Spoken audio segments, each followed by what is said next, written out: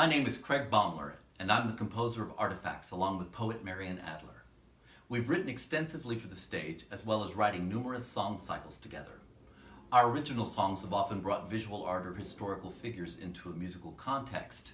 So when Duo West approached us to consider similar concept to illuminate an ancient culture through its artifacts, we knew this was right up our alley.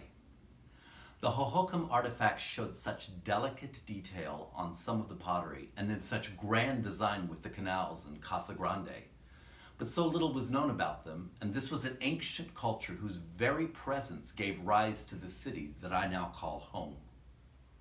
I confess that when I stand in a museum observing and trying to connect with an ancient pot, it is pretty difficult to come at it any other way than academically. So we decided to use original poetry and music to give a contemporary context to the artifacts we were compelled by. With such sparse history, I could only know very little, but I could imagine, what if I were that person that made the bowl, or this canal, or do those jagged lines represent the topography on this plate? I found this much more compelling than looking through a sheet of glass and remembering dates, and it gave me a pathway to encounter the artifact on a different level. When we started to write for Duo West, we knew that our instrumentation would be piano and cello.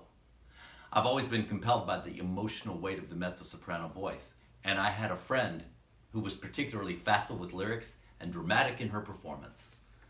So we wrote for this ensemble of 3 players. I hope the audience comes away knowing more about the Hohokam, but more importantly, I hope we will have sparked a curiosity and given some new context so that they have a willingness to question and connect with this ancient culture.